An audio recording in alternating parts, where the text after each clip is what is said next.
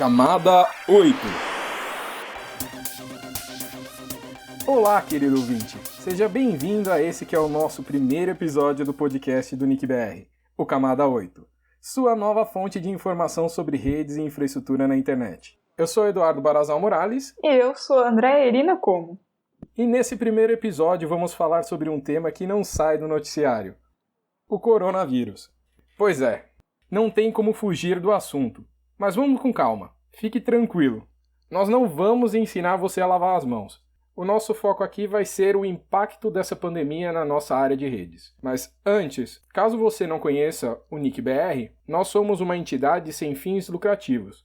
E uma das nossas missões é promover ações para a melhoria e o desenvolvimento da internet no Brasil. É por isso que decidimos criar esse podcast sobre redes. Bom, então vamos direto ao assunto. Quais são os impactos dessa pandemia na nossa sociedade, em especial para nós da área de tecnologia? Acho que uma das coisas importantes que aconteceram na nossa área de redes foi o reconhecimento da internet como um serviço essencial para a população e para o país. Um serviço que não pode parar de jeito nenhum durante esse momento de crise. Afinal, quem vive sem internet hoje em dia? Pessoas se comunicam através da internet, fazem negócios, se informam, expressam opiniões, se divertem e fazem muito mais coisas. A internet já é parte da nossa sociedade e da nossa vida.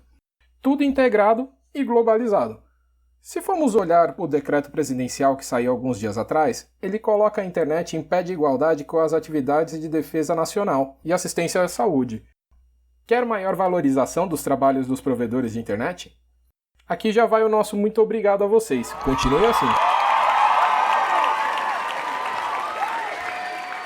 Além disso, é interessante analisar essa pandemia sobre o ponto de vista do isolamento social e suas consequências no uso da rede. Muitas empresas liberaram seus funcionários para fazer home office, muitas escolas liberaram os alunos de suas atividades presenciais, muito comércio fechou, academias, shoppings e até parques e praias estão fechados.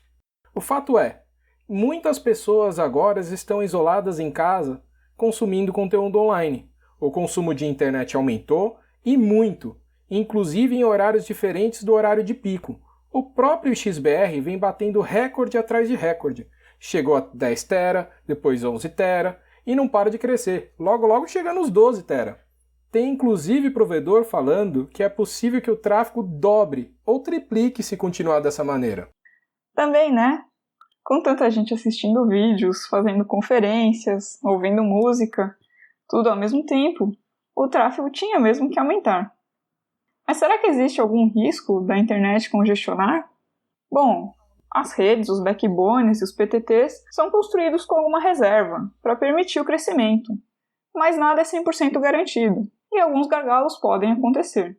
Tanto que muitas empresas de streaming estão diminuindo a qualidade padrão dos vídeos transmitidos para reduzir o fluxo de dados e assim evitar problemas de congestionamento nas redes. Outra coisa, Eduardo, que é importante de se falar sobre esse congestionamento é que a rede planejada para atender os clientes domésticos é diferente da empresarial. Mas como assim diferente? Não é tudo a mesma internet, Andréa? Explica melhor isso aí. Calma lá. A maioria das pessoas não sabem, mas o plano de internet contratado em empresas é, em geral, diferente daquele contratado para uso residencial. Isso acontece porque cada um desses ambientes possui diferentes tipos de uso e de demanda. Para as empresas, o número de usuários conectados pode variar de dezenas a centenas. Então, cada rede empresarial é desenhada para atender o seu uso específico. Além disso, ficar desconectado pode significar perda monetária para a empresa. Imagina se uma empresa de vendas pela internet fica sem internet. Fim de jogo para ela. Por isso, as empresas pagam a mais para ter um serviço um pouco mais robusto, normalmente com um link dedicado ou uma conexão com alta confiabilidade e disponibilidade. Ou seja, com garantias tanto da velocidade como de funcionamento. Outra medida bastante usada nessas redes é a de construir redundâncias físicas de conexão. Para isso é necessário maior investimento em infraestrutura, tanto na parte da empresa quanto do provedor. Já o cenário residencial é diferente. Para começar, a demanda de cada casa não é tão grande. Se bem que esse número, nos últimos anos, até aumentou com o uso dos aparelhos inteligentes, como celulares, TVs, geladeiras, relógios e qualquer outra coisa da chamada Internet das Coisas. Mas esse aumento não chega a ser suficiente para ser comparado à demanda das empresas. Por isso, uma rede doméstica costuma apresentar uma infraestrutura mais simples, geralmente com um único ponto de conexão, aquele instalado pelo técnico da operadora da sua casa, por exemplo, um modem, um roteador, também conhecido como CPE, na nossa área aqui de telecomunicações. Além disso, do lado da operadora, as redes residenciais montadas são um pouco diferentes das empresariais. Considere um equipamento com capacidade para atender uma empresa grande. Esse mesmo equipamento pode ser utilizado para atender várias casas. Pensando assim, é possível presumir que os provedores criem infraestruturas compartilhadas para conectar muitas casas. Os provedores trabalham com um aparelho que atenderá uma quantidade de residências em determinada área, por exemplo, uma rua ou um quarteirão. Por isso, dizem que a velocidade e a qualidade da conexão que você recebe na sua casa é influenciada pela quantidade de usuários que estão usando a internet ao mesmo tempo que você. Todos estão compartilhando a mesma conexão física. Como todos estão em casa durante o isolamento social, o que antes era apenas uma pessoa conectada no Wi-Fi na sua casa, agora são 5 pessoas, por exemplo. Isso vai gerar mais trabalho para aquele único roteador instalado na sua casa. E tenha em mente que cada pessoa pode possuir mais de um dispositivo conectado à internet. Celular, notebook, videogame. Então, o aumento de um usuário não corresponde exatamente ao aumento de um dispositivo conectado. E esse mesmo fenômeno vai acontecer com seus vizinhos. Logo, vai aumentar o trabalho dos equipamentos que a operadora instalou para atender a sua área, a sua rua ou quarteirão. Por isso, a qualidade da internet residencial pode acabar sofrendo um pouco durante esse período que estamos todos isolados em nossas casas. Dá para levantar outra questão interessante aqui, Andrea, sobre os planos de internet. Muitos deles possuem links assimétricos, principalmente os residenciais. Não sei se você já reparou que a velocidade de download é muito maior do que a de upload. Digo, a velocidade disponível para baixar as coisas, como por exemplo assistir um filme ou ouvir uma música, é muito maior do que para enviar um documento ou publicar um vídeo novo. Essa diferença entre upload e download chega até ser uma relação de 1:10. Então é importante saber quando a internet da nossa casa ficar ruim, se é um problema no envio dos dados ou no recebimento deles, especialmente agora que as pessoas estão fazendo bastante videoconferências. O problema pode ser em ver as imagens dos outros, download, ou em publicar a sua própria imagem, que é o upload. São dois problemas bem distintos. Além disso, é relevante falar que o congestionamento pode ocorrer no provedor de acesso, que leva a internet na sua casa, no provedor de trânsito, que conecta provedores entre si, e no provedor de conteúdo, que possui a informação publicada. Muitas vezes o problema está no provedor de acesso que planejou mal e vendeu a internet para muita gente sem projetar direito qual vai ser o uso da rede no horário de pico. Outras vezes, o problema é no provedor de trânsito, que também errou no seu planejamento e vendeu a internet para muitos provedores e não aguentou a carga. Por fim, o problema também pode ser no provedor de conteúdo, que recebe muitos acessos no seu site ou serviço web e não consegue atender todo mundo, ficando com o servidor sobrecarregado. Então, é importante ter muita calma nessa hora, antes de apontar o dedo e falar que a internet está ruim por culpa de devida empresa, pois afinal, pode ser um problema de uma empresa, de 2 empresas ou de todas as empresas nesse caminho de comunicação, principalmente agora nesse período de pandemia, do Covid-19, que pegou todo mundo de surpresa. Bom, mas o que dá para se fazer para sobreviver nesse período de dificuldades na área de redes? Temos que ver os dois lados da moeda, dos usuários e dos profissionais de rede. Do lado dos usuários, é crucial ficar atento às notícias falsas, as famosas fake news, e aos golpes. Tem muita gente se aproveitando da ingenuidade das pessoas para aplicar golpes na internet. Desconfie de informações que prometem tudo de graça, cura milagrosa ao coronavírus, campanhas de doação. O golpista se aproveita de tudo. Não clique em qualquer link, nem repasse mensagem sem ter certeza de que a informação é verdadeira e confiável. Todo cuidado é pouco nessa hora. Se quiser saber mais, leia o conteúdo no nosso site Internet Segura, que vamos deixar na descrição do podcast. O CertBR fez um guia cheio de recomendações para o uso da internet, principalmente nesse momento. Vale a pena dar uma olhada. Além disso, é legal pensar na conscientização do uso da rede. Lembra que todos estão utilizando ao máximo a internet nesse momento, alguns para trabalho e outros para lazer. Não fique baixando um monte de coisas em paralelo. Ou melhor, se quiser fazer uso excessivo, por que não fazer isso de madrugada? Lembra, Andréa, que antigamente o pessoal fazia corujão para pagar só um pulso de internet? Pois é, a gente está ficando velho. Bom, já do lado do provedor, é essencial pensar em gerenciamento remoto dos equipamentos, principalmente do CPS que você falou, Irina, aqueles roteadores que vão na casa do cliente. Imagina se acontece a necessidade de fazer uma manutenção, uma atualização ou uma nova configuração nesse equipamento. Não dá para ir de casa em casa arrumar isso. É um período para evitar contato social. Se o funcionário tiver que fazer muitas visitas ao cliente, além dele estar se expondo excessivamente, ele pode se tornar um vetor de transmissão da doença, passando dentro das casas das pessoas.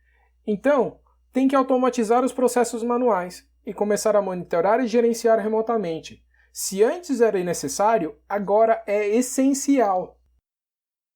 Outra coisa, Eduardo, é com relação ao funcionário que está trabalhando nesse período, o nosso soldado no campo de batalha. Rompeu a fibra ou queimou o equipamento, tem situações que não tem muito o que fazer, tem que ir lá arrumar. Aí precisa dar os equipamentos básicos de proteção para o funcionário. Não pode mandar o soldado sem uma arma para o campo de batalha. Tem que fornecer álcool em gel, em alguns casos máscaras e luvas. Precisa, inclusive, conscientizá-lo sobre o problema e como se prevenir. Afinal, o governo considerou os serviços de telecomunicações como essenciais.